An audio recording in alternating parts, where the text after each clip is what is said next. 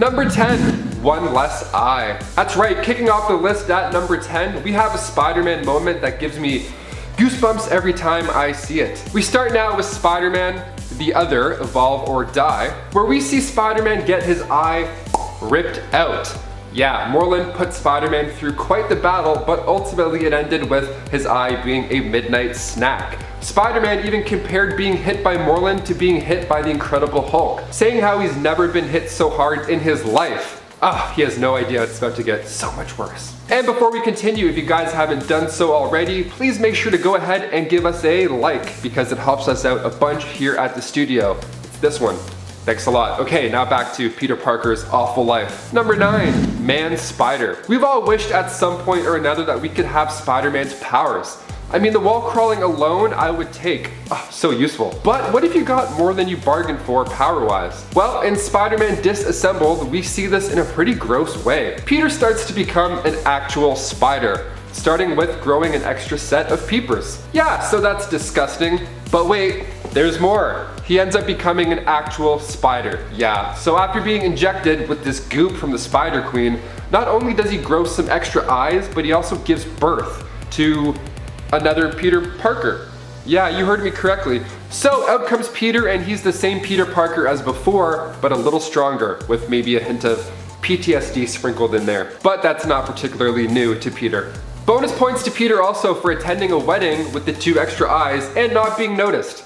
Gotta love Star Trek themed weddings. Get away with everything. Number 8, Venom. Making its debut in Amazing Spider-Man 299. Next up on the list, we have the introduction of Venom. Venom is a symbiote from the Clintar race, and after making its way to Earth, it eventually wound up in the hands of course, Spider-Man. So this dark symbiote started to make Spider-Man's life better. I mean, he got a cool haircut, started standing up for himself, and the suit made him stronger. It just felt better. But this didn't last too long because the symbiote found its ideal host shortly after Peter ripped it off, and that being Edward Brock. Eddie had visited Our Lady of Saints Church to beg God for forgiveness before ending his own life. And then this alien symbiote bonded with him mentally and physically. Like I said, at this time Peter was there trying to get rid of the symbiote because it was doing more bad than good in his life. Now, because it had originally bonded with Spider-Man, he basically is another Spider-Man, kind of. He gets the same powers Spidey used and also some of the same memories. It's actually why Eddie Brock knows Peter Parker is Spider-Man. Fun little fact. This ended up creating one of Spider-Man's best villains, and we get to see Tom Hardy reprise the role of Venom in the not so near future. Number 7, Tony Stark's death. With rumors swirling around about the next Spider-Man movie being one within the multiverse, it's only fair to go back and look at some of the sad themes of Spider-Man Far From Home, with of course being the death of Tony Stark. So right off the bat, we see Peter struggling with the weight of the world, having everybody look at him as the new leading Avenger. With most of our other Avengers off-world, Spider-Man facing Mysterio couldn't have been more grueling. This poor kid even gets slammed by a train at one point. It's easy to say this is a time where Peter could for sure go without. Reconnecting with lost friends, dealing with much older classmates like bad boy Brad, who doesn't make the first year back in school easy for Peter at all. That plus Tony Stark's inventory just being handed off to him, that's a lot of responsibility. The kid's going through a lot of pressure and puberty too. I mean, probably. What a combo. And number 6, the affair. Gwen and Norman's affair, to be specific. This is an absolute nightmare of an issue, so of course we're throwing it in here. We go now to Since Past, which was this 5-part story that revealed that Gwen Stacy had actually had an affair with Norman Osborn. And they had kids named Gabriel and Sarah. So he meets them in a pretty wild way. We're introduced to these 2 twin characters, these new mysterious characters, and one of them really resembles Gwen Stacy, like by a lot. So Spider-Man 509, this begins, and it starts with a letter from a dead Gwen Stacy. So Peter starts to analyze the situation and the letter, and eventually finds out the secret that even Mary Jane knew about. So 7 months before Gwen's death, she gave birth to these twins with Norman. But because of Norman's blood, they aged a lot faster. And this wasn't taken too well by comic book fans, as this was written out pretty fast. Still an awful time for Peter, I'd say. I mean, even Mary Jane knew about it the whole time. So many secrets, so little time. Number 5. Helped heal Batman's trauma. During the Three Jokers comic, we learn of a dastardly plot wherein the three Jokers that we know to exist are seeking to create a new Joker to take over for them in tormenting Batman. Or to join them in tormenting Batman? It's a little unclear. Someone more inspired, basically, is what they're looking for. We later learn, however, that this is not the true plot at hand. Instead, it is revealed that this was all a part of one of the three Jokers' master plan to eliminate the other Jokers. So only he will remain, while at the same time helping to heal Batman of his traumatic past by giving him the opportunity to confront, save, and eventually forgive Joe Chill, the man responsible for killing his parents all those years ago. This plot obviously caught many of us off guard and left us flabbergasted by the end of the 3-issue series. As it is revealed, the Joker did all this to help Batman heal so that he could claim the title of causing Batman the most trauma. It's just so twisted. It's perfect, but it's also so twisted. It's something most readers didn't see coming. That's why it's so perfect. Number 4. Monty. In Brian Azzarello's graphic novel Joker, we see just how twisted the Joker appears to his own people, the criminal crew that often work for him. We see him through the average criminal Joe eyes of Johnny Frost. Johnny becomes the Joker's driver and later confidant of sorts. When the Joker gets out of Arkham Asylum, Johnny is the one to pick him up and ends up taking him back to a club, eventually the Grin and Barrett, where Harley Quinn is stripping. Joker is not impressed by this and blames Monty, the club owner, who is also kinda supposed to be his friend, but is definitely terrified of him. As such, he and Harley take Monty to the back and skin him alive before ordering him to go out skinless and dance, paying him for his efforts. The other thing that's really terrible about that story is that Joker borrowed that dollar from Monty that he slapped on his skinless bottom after, so that's also really messed up. Obviously, Monty doesn't make it far during that skinless dance before he dies, but the whole scene in graphic novel really is just quite shocking. The whole thing is shocking. Number 3. Teamed up with Porky Pig. There are a whole series of bizarre but kinda great Looney Tunes and supervillain team-ups at DC because Warner Brothers. But the one I'm focusing on here is the team-up between Lex Luthor and Porky Pig. Porky Pig was really down in his dumps at the beginning of this issue, like deep down in his dumps. The beginning of the issue starts with Porky considering taking his own life, so it's really dark. But everything gets turned around when, while working at Lex's corporation, he is acknowledged by the big boss himself. Porky is lifted up by Lex and as a result teams up with him to help him promote his newest online service, Lexima. Unfortunately, this is also part of Lex's plan to use the naive Porky as a scapegoat later down the line, which Porky only learns after it's too late. Hearing of a Lex team up with Porky Pig is one of the most shocking things I've heard of when it comes to villain stories, but oddly enough, all these stories are also pretty well executed, so it's shocking, but it's also great. Number 2. Eats a Baby. What kind of messed up universe did this happen in, you might wonder? Why, none other than Dynamite's The Boys, of course.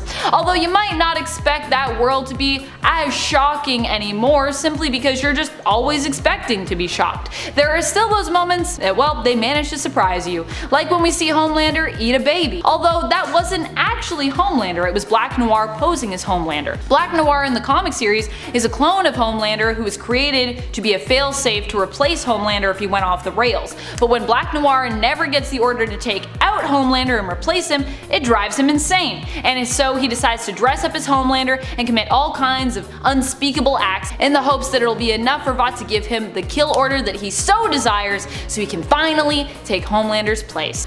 Though if you've watched the Amazon Prime show, we still don't know who Black Noir is, so this could be a thing that comes in, could be not. I think the series is gonna go somewhere else personally. Either way, a baby was eaten in the comic series and that is just still shocking to me, even though it's The Boys and I should expect it. Number 1. Making a supervillain.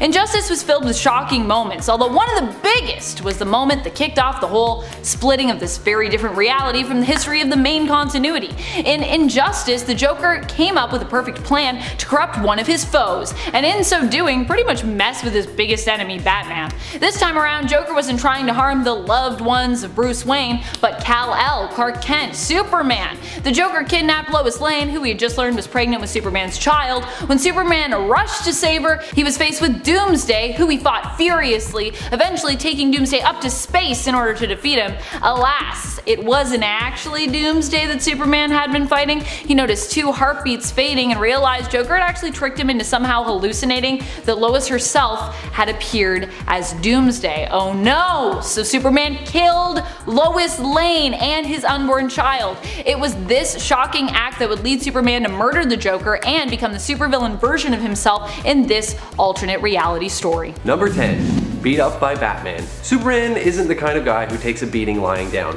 So to lose to a guy without superpowers must have been pretty embarrassing for him. In the 1986 miniseries The Dark Knight Returns, this is exactly what happens. After Superman becomes weakened due to a nuclear explosion, Batman uses a mechanical exoframe to get an edge in hand-to-hand combat. An elderly Green Arrow shoots Superman with kryptonite, greatly weakening him, and Batman just pounces. Batman later reveals that he spared Superman by not using more kryptonite and threatens Superman to stay out of his way, telling Superman to always remember that he beat him. If that wasn't enough, Batman also dies from a heart attack after. Later we reveal that it was staged, but still, this must have been a roller coaster ride for comic book fans when it first appeared. Before I reveal number 9, take a second to hit that like button and join the notification squad so you don't miss any more top 10 nerd videos. Now back to Superman's suffering. Number 9.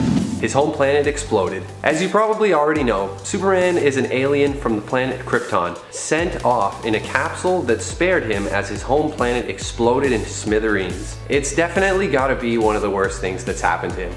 I mean, not only is his home planet gone, and he becomes a space orphan at like the youngest possible age, right after birth, but because of this, he also believes for a long time that he's the last surviving member of his race. Of course, we do meet other Kryptonians throughout Superman's story, but I can't imagine what it must have been like for him, wondering what once was. He never even got to see what the planet he came from was like in its prime. It's a tragedy for sure, but it's also one of the details that makes Superman seem so noble and self-sacrificing. Earth is his home now, and we're happy to have him. Number 8.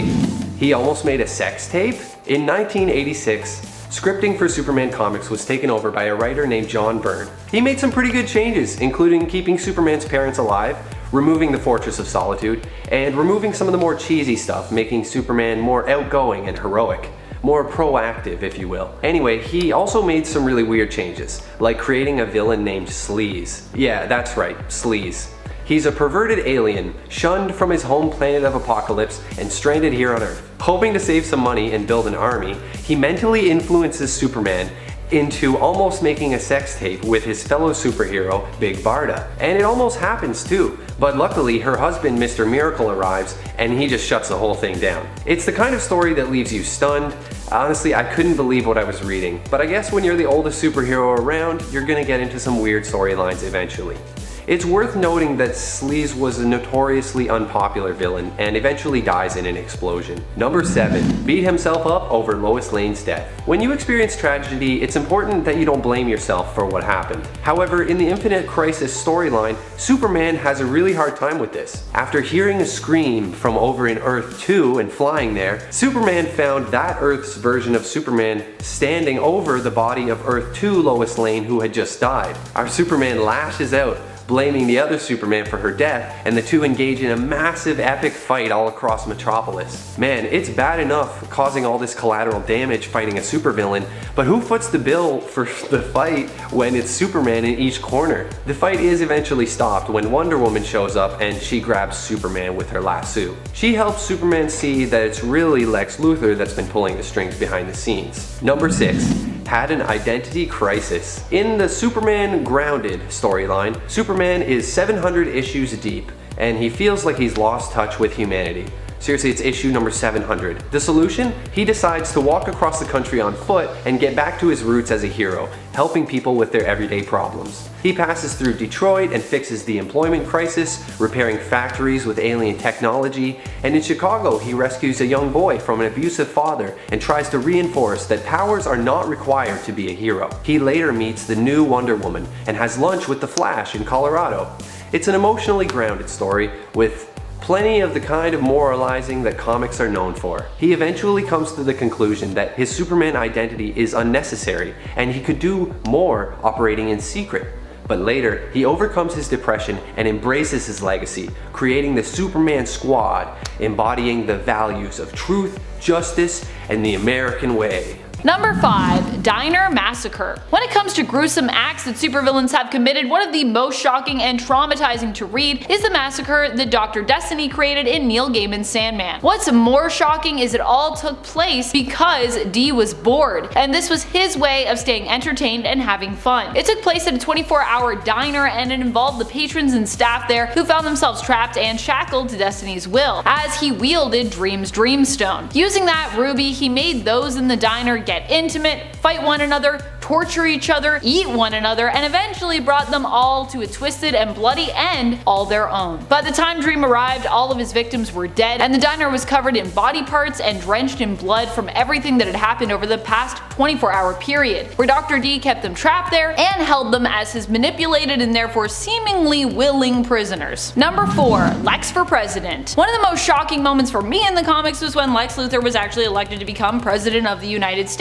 What's more, he actually didn't have a terrible platform. President Luthor got elected after promising to ban fossil fuels, and after highlighting the previous administration's failings when he stepped in to help solve the problem of Gotham following their suffering of an earthquake and resulting chaos in the No Man's Land story arc. Eventually, Batman and Superman managed to expose President Luthor as the villain he truly was, acquiring a recording of him making an arms deal with Darkseid. Yeah. Not a good move there, President Lex. This also wasn't the only time we've seen Luthor be elected as President of the USA. It also happened in Mark Millar's Red Sun story and in the Justice Lord's alternate universe from the Justice League animated series. Number 3. Made their sworn enemy kill their own son. One of the most shocking revelations in comics was following a tragic scene where Wolverine was forced to kill his own son, Dawkin, who he believed posed too great a threat if left to live. He fought against Dawkin and eventually drowned him in a puddle, killing him. This scene was made even more heartbreaking through Wolverine's inner monologue, where we see Logan imagining what a normal life with his son and wife would have been like had Itsu not been killed and they hadn't all been separated. After Dawkin is dead and Wolverine cradles his body in his arms, Sabretooth shows up and confesses that Logan killing Dawkin was all part of his master plan, and that he had actually manipulated both of them into this final fight, knowing Wolverine would kill Dawkin and then be left haunted by the memory of doing so for the rest of his life. Number 2. Pretty much everything Kilgrave does. Whether we're talking about the comics or the Jessica Jones live action series, pretty much every villainous deed Kilgrave has ever committed has been shocking. He kidnapped and assaulted Jessica Jones back when she was Jewel, and later on sent her to kill other heroes and friends when he sent her back to the Avengers Mansion. In Jessica Jones' series, many moments come to mind as being some of the most shocking, but one that still haunts me is when the Purple Man, played by David Tennant in the show, threatens his father by forcing him to slowly lower his hand into a pulsing blender. Then, of course, there was the moment that Jessica managed to save Hope early on in the show, only to discover that Kilgrave had planned for that to happen, and that the reason Hope had fought hard to stay with Kilgrave is because he had commanded her to kill her parents when she was reunited with them, which I actually had to pause that show and take a break because I was so shocked. Number 1. Had a slice of pie. This one didn't affect the entire world or anything like that, but it did turn an innocent moment into one of the most shockingly sinister ones ever that I've read. In the Umbrella Academy series, we meet Hazel and Cha-Cha, time-traveling assassins. Our introduction to these villains in the quite unorthodox superhero story involves them eating apple pie while in their bear and dog masks respectively. They ask the server at the diner they are eating at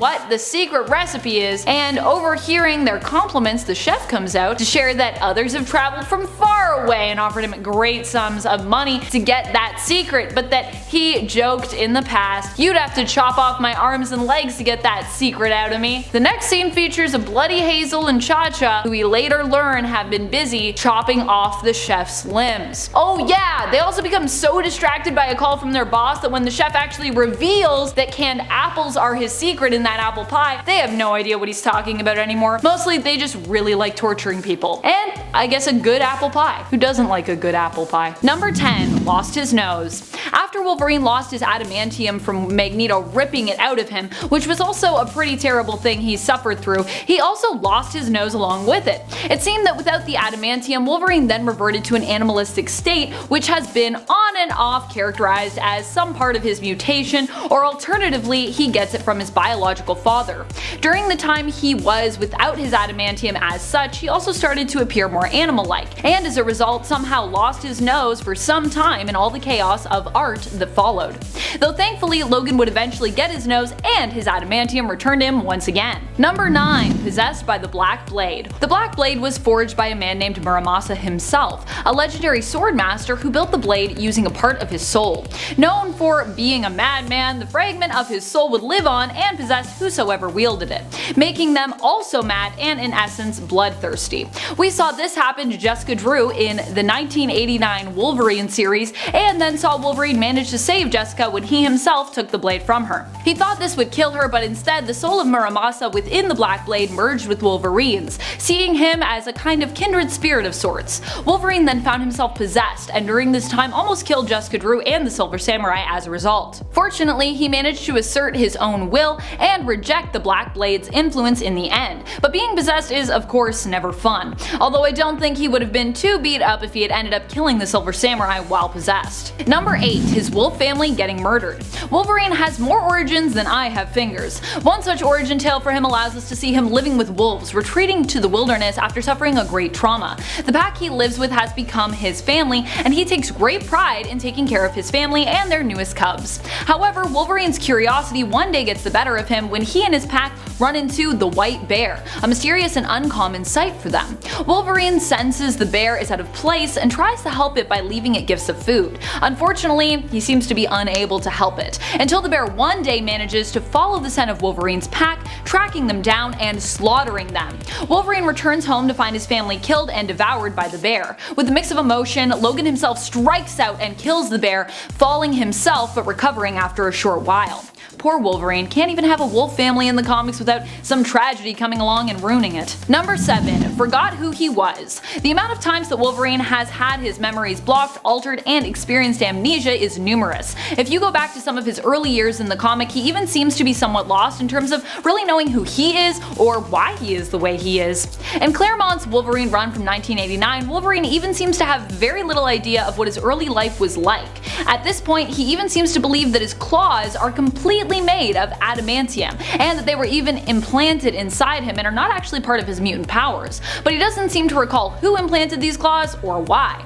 Later on, we learned that Weapon X was responsible for the adamantium that was fused and coating his skeleton, and that his claws underneath were actually made of bone. We'd also learned that these bone claws were part of his mutation, and not created in some lab like he'd originally believed. Due to the amount of times his brain has been tampered with and his unique healing factor, Wolverine on a regular basis seems to forget various things about his past. His mind is constantly foggy when it comes to what he has done and even sometimes who he is. Number 6. Entire family was murdered in the Old Man Logan story. Logan actually manages to settle down and start a family with a woman named Maureen in the Apocalypse. Together they have 2 children, Jade and Scotty, likely named after Logan's old friend and sometimes rival, Cyclops aka Scott Summers. Unfortunately, when Logan is forced to go on a mission to earn rent sooner and in a higher sum than expected by the Hulk gang, he returns on time, in fact earlier than that, only to find that the Hulk gang got bored and murdered his entire family anyways. His 2 kids and Maureen are all dead. Logan gets his revenge, of course. Tragically though, it does nothing to bring back that which he has lost. Number 5. Failed Barbara Gordon. One of the hardest failings for Batman was when Barbara Gordon and her father, Commissioner Gordon, were successfully targeted by the Joker. Caught unawares, Babs found herself shot through the spine and paralyzed as a result of the attack. She was assaulted and tormented by the Joker, who took pictures of her in pain and undressed for the purpose of making her father insane. This all happened in Killing Joke, and though not all of the events of that story are canon, Babs' pain and becoming paralyzed were made canon. Batman has always felt awful for what happened to Barbara, has never really blamed her, and if anything, himself feels more guilty for the fact that he wasn't able to protect her. Number 4. Death of Jason Todd. The loss of Jason Todd hit Batman hard, and who is to blame? Those who voted for him to be killed. It's your fault. Well, actually, it might not be your fault. You might have not been alive, or you may have not voted. Anyways, some people don't even believe the vote was real still, that it's all a conspiracy. And yet, I digress. Why this was so hard for Batman was because Jason Todd, of course, was both his ward and his Robin. Though the two had a falling out previously, Batman ended up teaming up with Todd once more to help him find his birth mother. Although they found her, it was revealed that she was involved in a plot with the Joker, which ended up resulting in both her and Jason's death. Batman would never forgive himself for what happened to Jason, and when Jason returned from death, it was made evident that Jason likely wouldn't ever be able to fully forgive Batman either. He's like, I died because of you, because you didn't save me. Which, you didn't save him, so I guess sort of fair. Number 3. Death of his parents. Obviously one of the worst things to happen to Bruce Wayne happened early in his life and would have to be the death of his parents. Without them dying, he wouldn't be the man he is today, for better or for worse. It's actually an interesting thing to imagine a world where Bruce gets to keep his parents and grows up normally. Would he still grow up normally? I wonder. The death of his parents tormented young Bruce so much that it, along with the freak encounter with the Bat, inspired him to become the masked vigilante known as Batman. So in a way, it's this trauma that has led to so much of the other awful experiences that Batman has suffered through, countless physical injuries, as well as mental and emotional turmoil. Not only that, but the loss of his parents has been a trauma that Batman has never healed from and has carried throughout his entire life. Number 2. Death of Alfred. Although his parents' death changed him forever, he was left with at least one father figure to help him carry on, the faithful family butler, Alfred Pennyworth. Alfred served Master Bruce, but also took care of him and raised him, acting as a father to him. Alfred has come in harm's way a few times in the comics, but one of the most devastating blows that both he and Master Bruce had to suffer came when Bane full-on killed Alfred, snapping his neck. Bane was working to break Bruce fully, and this was just another part of his master plan. He even was part of Catwoman kinda leaving him at the altar, which is another terrible thing that happened here. Bane had taken Alfred hostage and told the Bat family to stay away or else. Damian, however, didn't listen, believing he could take Bane down himself. When Damian failed, Bane killed Alfred, and in so doing, broke Bruce's heart. Number 1. Tortured and killed on repeat. When Joker received 99.9% of Mr. Mixia's Pitilix power, he used it to wreak all kinds of havoc. One of the things he used these new epic reality warping powers for was to torment Batman forever on repeat. Daily, Emperor Joker would torture and kill Batman, although in the end Batman was the key to Joker's defeat, being Joker's one true weakness, since his identity was so closely tied to Batman's. However, Batman was left so traumatized by these events that he became a broken man, a shadow of his former self, unable to operate as a hero. Superman actually had to steal the memories of this experience away in order to return Batman to himself once more so he could resume being a hero and just, not being a complete mess. Wow, yes, so Batman has lost all of that and more over the years, though he often has a tendency to gain back those things he's lost and heal from his past traumas. There are some losses and scars that remain with him to this day, shaping him into the hero and the man he has become. Number 10. Reveals their true colors. As we work towards building up to the X-Men event 10 of Swords, we learned a little bit more about Apocalypse's history, and the old mutant world, as well as his royal family whom he had left behind in Morocco, a long time ago. Summoner arrived in Dawn of X and revealed himself to be Apocalypse's grandson, the son of his daughter, War. Summoner claimed that they needed to create a gate that would take them back to Morocco, and we learned that Apocalypse's presence in the Excalibur series had kind of been all about that for him. But the most shocking moment didn't come from Apocalypse himself, but from Summoner, who revealed that they were not indeed on the side of the mutants, and that their true plot was to lay a trap for their mutant grandfather and those fellow citizens of the mutant nation of Krakowa. Apocalypse ended up almost dying, while the mutant rockslide Santo Vaccaro actually did lose his life and was even unable to be properly resurrected due to the nature of his death. Number 9. Kills Robin. Anytime a Robin dies, it's pretty traumatic, whether we're talking about Stephanie Brown being killed by Black Mask or Jason Todd being beaten to death and then blown up by the Joker.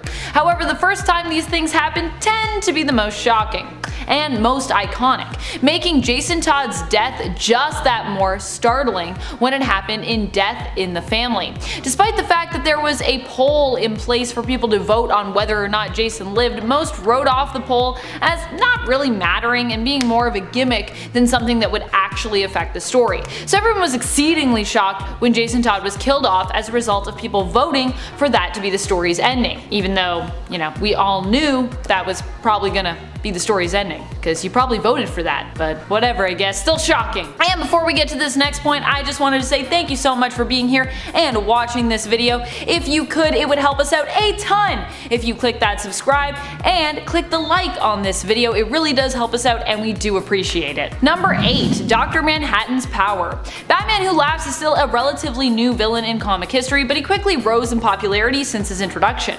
And he continues to not only rise in terms of his ever-expanding fan base, but also in terms of his power level. He was originally allied with Barbatos and then Perpetua.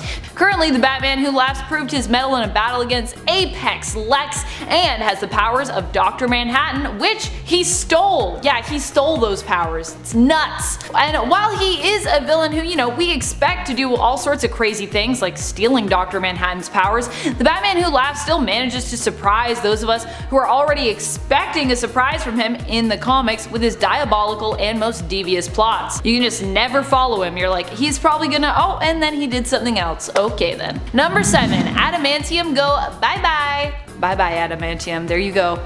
Gone. One of the most brutal things to happen to Wolverine in the comics as a result of the mutant villain Magneto, who now honestly is more hero than villain in the comics. However, at the time, Magneto ended up pushing the X-Men to a breaking point when he used his powers as the Master of Magnetism to pull all the adamantium out of Wolverine's body.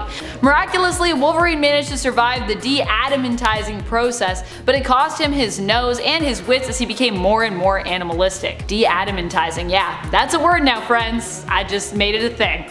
Eventually, Wolverine would get his adamantium back, but the moment where it was taken was quite brutal. Number 6. Breaks a back. One of the most shocking moments in comic book history comes from the Batman story Nightfall. In issue 497, in a story aptly titled The Broken Bat, Bane finally managed to defeat the undefeatable Caped Crusader. Batman was run down from working overtime when it came to being faced with all of Gotham's villains in one night.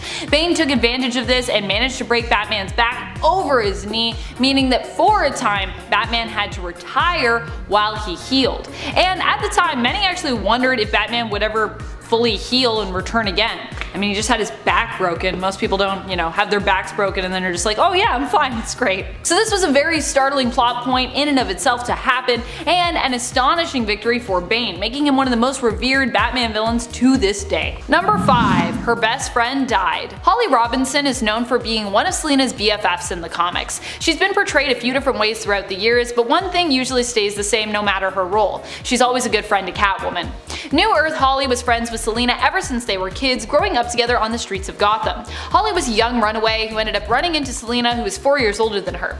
Selina took Holly under her wing, adopting her as basically a younger sister, and taking it upon herself to look after Holly. Holly is also usually the one who takes over as Catwoman in the comics whenever Selina chooses to step down. New Earth Holly, however, also ended up losing her life when Selina entrusted her with a package, with a brooch. Holly chose to give it to her husband for safekeeping, which was ultimately a really bad move because she was double-crossed by him. Catwoman, knowing something was up, hurried to save Holly, but it was too late. There was an explosion that decimated Holly's home and killed Holly in the process. Holly died in Catwoman's arms, and it was really sad. Number 4. Black Mask tortured her sister. Not everyone may know that Catwoman has a sister, but you know who does know? Black Mask. And at one point, he used this information to torment Selina by tormenting Maggie, Selina's sister. In turn, to torment Maggie, he tortured her husband in front of her and then made her eat part of his corpse. Roman Sionis then attempted to torture Selina in Maggie's place, agreeing to let her go in exchange for Catwoman. But fortunately, Selina in reality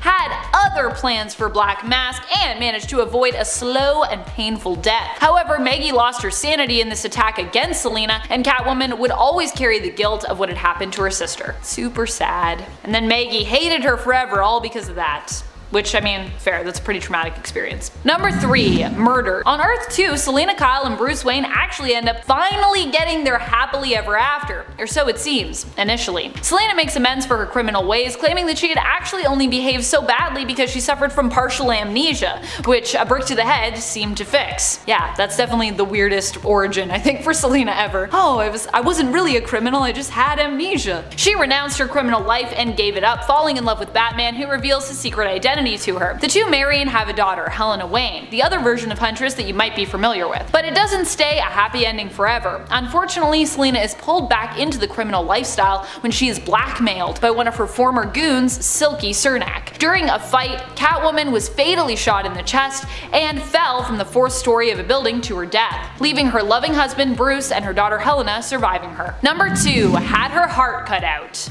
This is also just such a strange story, but here we go. While Catwoman may be able to take Talia al Ghul on in a fight one-on-one, apparently she was no match for Batman villain Hush. Her fight with Hush ended with her being stabbed in the stomach and then rushed to a hospital where Hush had Catwoman's heart removed. He kept Selina on life support though, so she wasn't dead, and when Batman found out, he rushed to find Hush and recapture Selina's heart.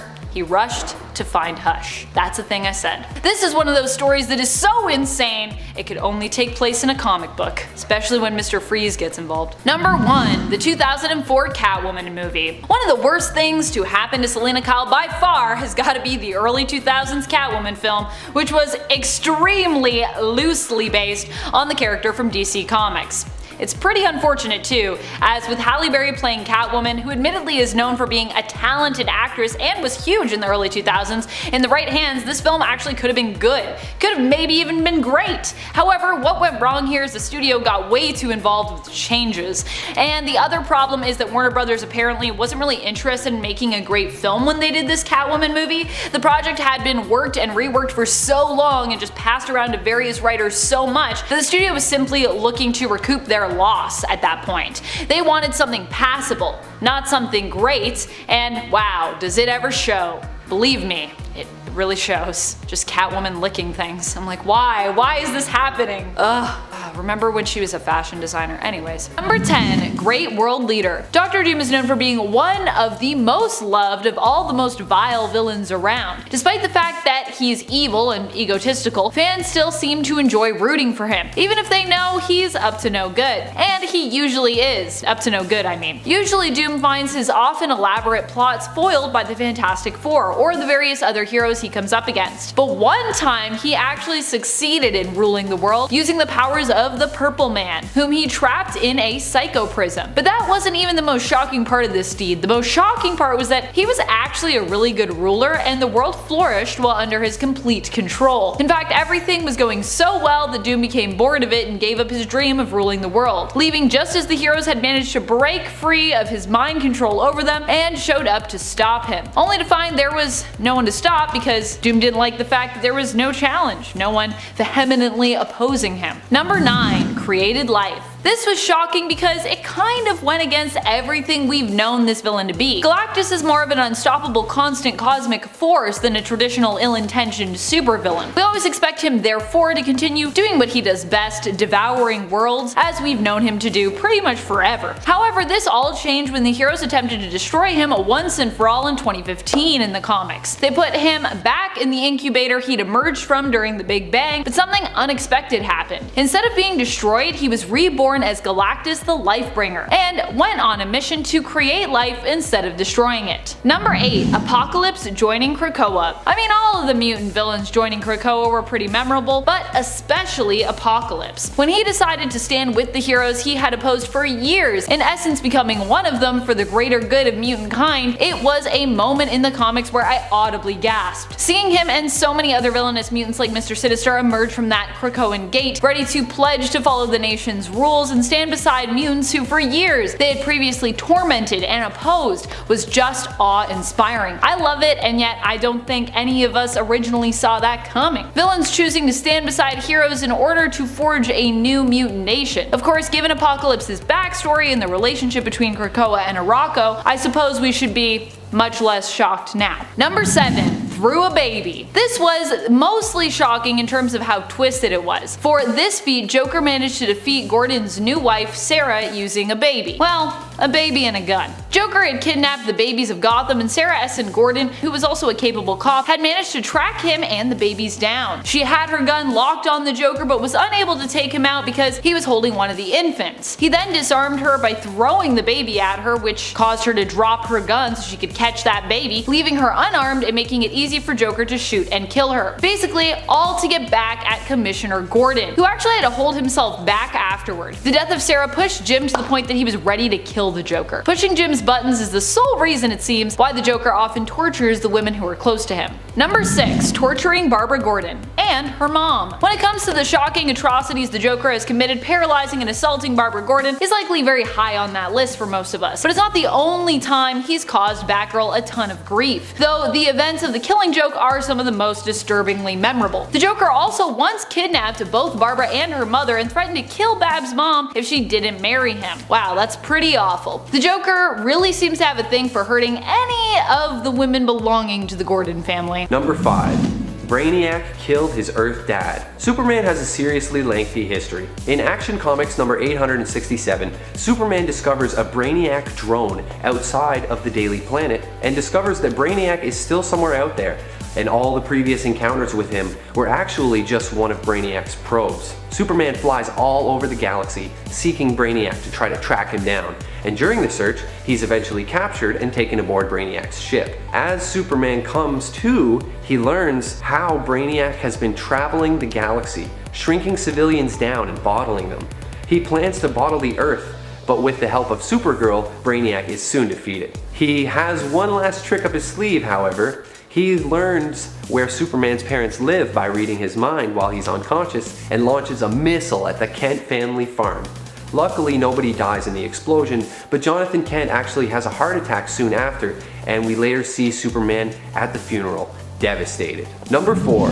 Got replaced by these 4 losers. When Superman died, DC Comics saw an opportunity and created 4 new Supermen, and it was weird. The 4 new characters were based on variations of Superman's slogans: the Man of Steel, the Man of Tomorrow, the Metropolis Kid, and the Last Son of Krypton. The Man of Steel and the Kid, however, are the only ones who actually become heroes, and after some time, the original Superman returns from beyond the grave, and he has to defeat Cyborg Superman and a lethal alien Superman. It must have been really bizarre for comic fans at the time, but imagine how Superman must have felt being replaced 4 times over.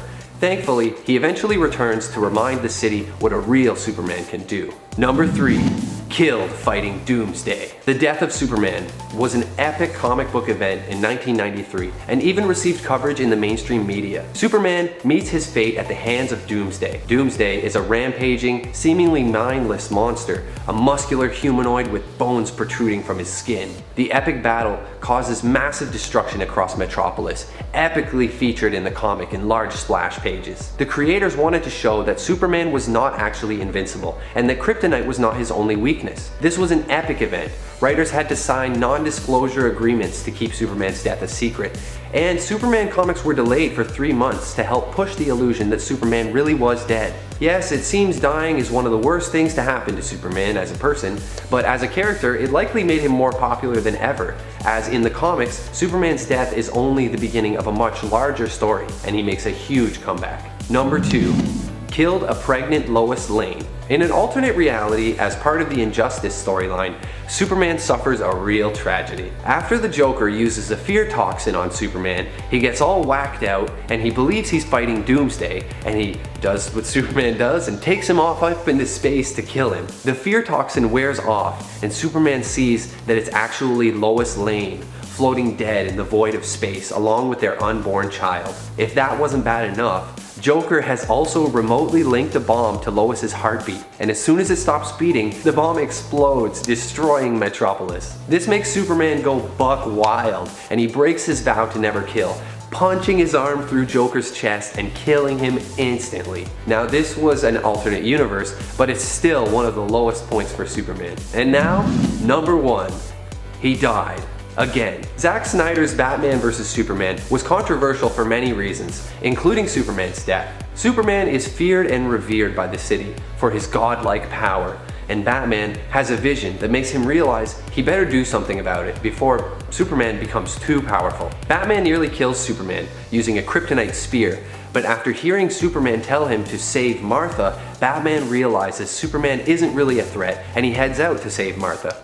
While he's doing this, Superman confronts Luthor, who unleashes the monstrous Doomsday to fight for him. Batman and Superman fight against Doomsday together, but they're totally outmatched as Doomsday can absorb and redirect energy. Realizing that they shared Kryptonian DNA, Superman grabs the spear and stabs Doomsday with it, but not before being impaled on one of Doomsday's bony spikes and dying. Later, we see Batman reveal his plan to form the Justice League, and as the film ends, we see the dirt on Superman's grave begin to levitate. You just can't keep a good guy down. Number 10 was tricked into making out with Ra's al Ghul. In the Batman Beyond series, Ra's ends up having to face mortality and jump ship when it comes to his body when it becomes so broken that the Lazarus pits can no longer heal him. He decides to take Talia's body for his own. Not content with being in the body of his daughter, a woman, he comes up with a plot to get Bruce's old body, which he then plans to make young again using the Lazarus pits. This plan involves Ra's posing as Talia in order to seduce an elderly Bruce Wayne, making him believe that Talia has found the secret to youth and wants to share it with Bruce so they can be together. Oh, how sweet. This plan also ends up involving Ra's and Talia's body though making out with Bruce, which was not something that Bruce signed up for, especially when he finds out, wait a minute, so when I was kissing Talia, I was kissing her dad? Ew. What? What? So crazy. Number 9. Losing his fortune. While we haven't explored the full ramifications of this blow yet, it's likely going to end up being a doozy. Everything that Batman has become was all because of his fortune, and over the years and Tynion's run, he's also become more and more reliable on his utility belt and his fancy gadgets. Batman might just be a man, but his billions have backed him up time and time again, acting as a stand-in often for his lack of superpowers. So what happens when Batman loses all that? In Joker War, Batman was targeted by the Joker and his new number 1, Punchline. He lost his money and for a while his sanity thanks to Punchline's specially formulated Joker venom. TM. This made it hard for Batman to regain control of Gotham, but not impossible. In the end, he realized he needed help and reached out to the Bat family, who helped him regain the city. After Joker was defeated, Bruce decided to let Lucius Fox keep the money as a consolation and a reward for all the years of hard work, as well as, some payment for his time being tortured at the hands of Punchline and the Joker, which was pretty terrible. Honestly, Lucius, you deserve that money. Lucius accepted this offer but told Bruce he wanted no more part of helping him with Batman. Lucius Fox was opting out of that crazy world, so if Bruce wanted to continue, he was on his own. No millions and none of Fox's fancy tech. It'll be interesting to see how much this sets Batman back and how he fights to overcome this challenge. Before we move on, just a quick reminder to click that like and smash that subscribe if you haven't already. Go on, do it, and let me welcome you to the top 10 nerd family! Welcome, welcome, welcome, confetti balloons. Number 8. Bane breaks Batman. This is a pretty terrible one, and yet it's not even the worst point, especially considering Batman did eventually heal and return from this. In Nightfall, we see Batman faced with multiple villains in one night. He's run down and tired, which is when Bane strikes, attempting to take Gotham from the Bat. In an iconic and devastatingly memorable moment, Bane breaks Batman's back, ultimately destroying him. Fortunately, Bruce would recover and return as Batman, but he would need someone to take over for a time. That someone ended up being Azrael Jean-Paul Valley, and passing that mantle on would also lead to some other problems later on for Bats. Number 7. Assaulted by Talia al Ghul. Talia al Ghul may love Batman, but she definitely has a messed up way of showing it. When Damian was conceived, it was not really out of love. Talia actually assaulted Bruce, drugging him and sleeping with him in order to get the child she so desired. All in all, it's really messed up. What's even more strange is it seems like the story of Damian's existence could have been inspired by Son of of the Demon, where Talia and Bruce consummate their marriage consensually, and Talia reveals she is with child. She later fakes a miscarriage to keep Batman focused on fighting the bad guys and avoid distracting him, but in truth has the child in secret and gives it up for adoption, realizing she and Batman can never truly be together. This story, while still messed up and awful considering Bruce, never knows of his son's fate and it's kept a secret, is still less disturbing than the one we got for Damian Wayne. Drugging and assaulting someone is very much not okay. No, don't do it. It's terrible. Number 6. Death of his fiancee.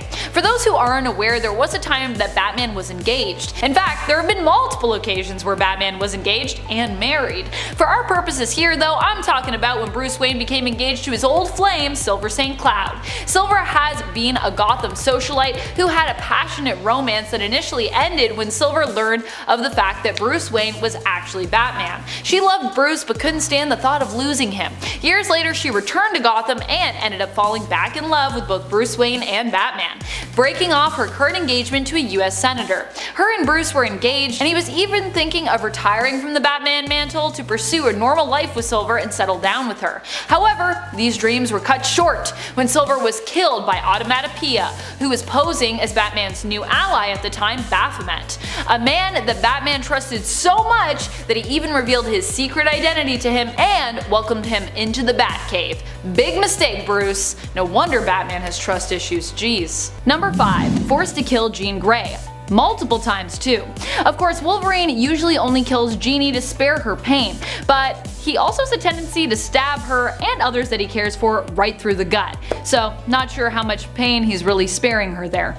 In fact, I feel like, as someone who wields a sword, if you really want to hurt them, you usually stab them to the gut. Just saying. Wolverine has been asked to kill Jean multiple times. One time he was asked to kill her an innumerable amount of times all in one go, when she believed her deaths would weaken the Phoenix Force, and so asked Logan to kill her on repeat for goodness knows how long. Of course, as we've seen in the newest Wolverine series, when once again Logan kills Jean, this time not on purpose, it hurts Wolverine to have to do this. He doesn't like to hurt the ones he loves, yet he often feels as though this is a cycle that will never end, which is also why he tends to keep to himself more often than not, because he doesn't want to risk hurting those who get close to him. Aww. Number 4. Sent to Hell. The Red Right Hand and Mystique were the ones responsible for this plot. Mystique lured Wolverine into a ritualistic circle where his soul was then sent to hell. Wolverine's soul was not only tormented, but his body actually became the host for a demon, being known as Helverine on Earth, an entity who sought to destroy everyone Logan had ever cared about. In Hell, Logan had to face the ghosts of his past. Mariko, who was herself in Hell, was even ordered and forced into torturing Logan. She ended up in Hell due to the fact that she was the head of the criminal Yoshida family. Yikes. Number 3. Forced to kill Dawkin. While Dawkin has definitely earned his father's ire, the truth is Wolverine has never wanted to kill his son. Not really. Despite the fact that Dawkin has attempted to kill and has effectively tortured Wolverine for years in the comics, Wolverine struggled to accept the fact that he had to end Dawkin's life when the time came. Later on, it was revealed that although it had been Wolverine's choice to kill Dawkin, drowning him in a puddle, which actually ended up being a much more emotional moment in the comics than it sounds, it had actually all been part of Sabretooth's plot to torment his nemesis, Wolverine. Sabretooth had manipulated Dawkin knowing that Wolverine would be forced to kill him. Number 2. Murdering his kids. If you think killing Dawkin was bad, keep in mind that it wasn't as bad as this next point. Wolverine was manipulated into facing and killing his own children by his own son Dawkin himself. Dawkin had been working with the Red Right Hand, an organization focused on destroying Wolverine's life due to their common hatred of the hero. Dawkin, working in collaboration, brought a team known as the Mongrels together, which was comprised of Wolverine's as yet unknown children. They would remain unknown too, as Wolverine was forced to kill them when the Mongrels attacked him and refused to stand down. It was only after they were all dead that it was revealed to him that the team was entirely made up of his own flesh and blood. His own kids! Shocked and traumatized at this discovery, Logan knew he could never make amends but took it upon himself to at least give them a decent burial. Number 1. Manipulated into murdering all of the X-Men. In the alternate future belonging to the Old Man Logan universe of Earth 807128, Wolverine has seen and experienced some of the worst things ever. This alternate version of Logan no longer goes by the name Wolverine, Wolverine in that future. That's because he was the one responsible for murdering the entire X-Men team, and all the students residing at the X-Mansion. But it wasn't his fault. Wolverine at the time was manipulated into doing so by Mysterio, who created an illusion that made Wolverine see everyone in the mansion as a villain and an intruder.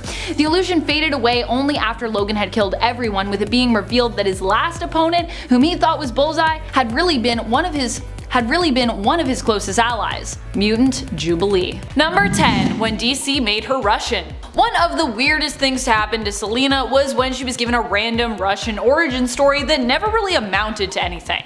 Never really went anywhere. I mean, it is possible that it was going to somehow be reworked into her ties with the Falcons later on, but in Catwoman issue 0 from the 2011 series, they definitely said Russian, and yeah, that definitely never came back up ever again. This was an origin story that was started and then was kind of completely trashed when DC's Rebirth happened. In Rebirth, instead of Catwoman having a mysterious brother and an unknown Russian origin, she returns to her more familiar origins of having her sister Maggie. It's not the weirdest origin Selina's ever had, but it's definitely up there. Number 9. Death of her parents. This is one of the worst things that happened to Catwoman because it also basically set her up for a tragic childhood. Though in retrospect, it did lead Selina to where she is now. I wonder if she would change any of her past if she could. Changing some of the most painful parts actually might lead to a different future, but would likely make her past better and perhaps her present less tumultuous.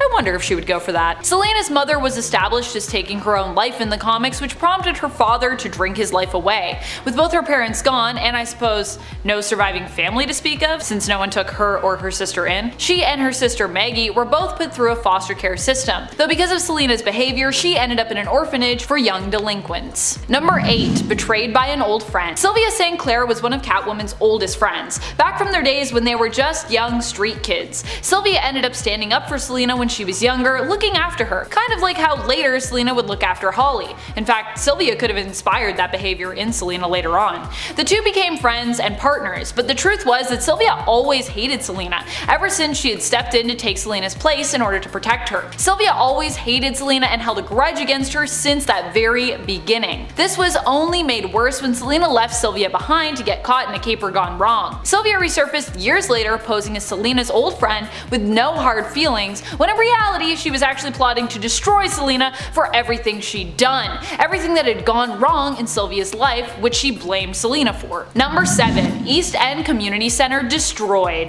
Catwoman's area of Gotham, in terms of her having a neighborhood that she most looks after and thinks of as her home, would probably be the East End. One of my favorite neighborhoods in Toronto is actually our East End, so I feel like I'm kinda on the same wavelength as Selina, although I doubt Toronto's East End is as crime-filled as Gotham's. I feel like, yeah, Gotham's probably filled with crime everywhere really. Crime in every crevice. Catwoman became the anonymous donor for a community center that she built in the East End, and was happy to celebrate its grand opening alongside friends and her long-lost sister Maggie, who she had recently reconnected with.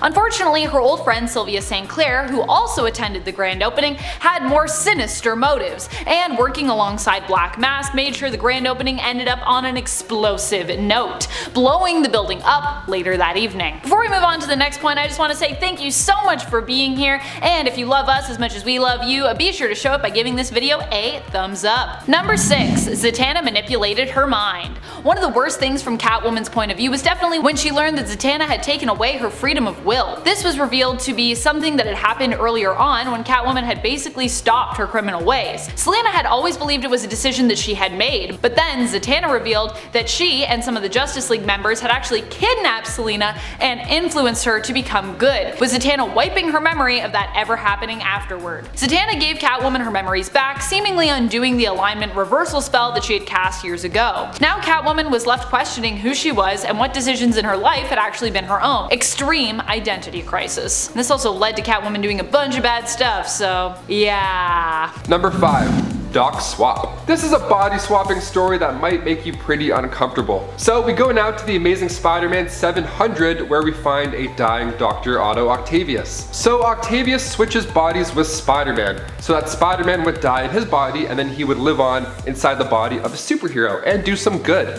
Not a bad plan. Now the best part of this is that Peter was still inside, a little bit. He was able to remain inside the body and could only communicate with the new webhead, Otto Octavius. It's like your subconscious just talking to you the whole time. It was pretty neat to see this version of Spider-Man as well, and after a few minutes with the new, younger, healthier body, donned himself the new name, the Superior Spider-Man. And number 4, parents are back? Yeah, this one's pretty neat. So right off the cover of this, we see the text, "The most cataclysmic events of Spider-Man's life begins in this issue." And that's probably enough to pull you into the issue. I mean, come on. So we find out that Peter's parents have returned from the dead. So in the Amazing Spider-Man issue 365, we meet them again. Peter comes home and Aunt May's like, hey, I'm here with our new guests. And Peter's like, oh, new guests, those are always fun. Are those my parents? Yes, Peter's parents had returned from the dead. Well, rather they had never died to begin with. Let me explain. So they went on to explain how they were alive and working for Red Skull in secret for years. Only it was later revealed that they were evil androids the whole time. So his robo-parents were actually collecting some intel about Peter to give back to Chameleon. Chameleon created these fake parents for Green Goblin. So many lies. Just a web of lies. Spider-Man web of lies. Now we get it. And number 3. Gwen Stacy's death. This one left average moviegoers stunned in theaters when The Amazing Spider-Man 2 hit the big screen. We finally see the death of Gwen Stacy, and it's beautiful.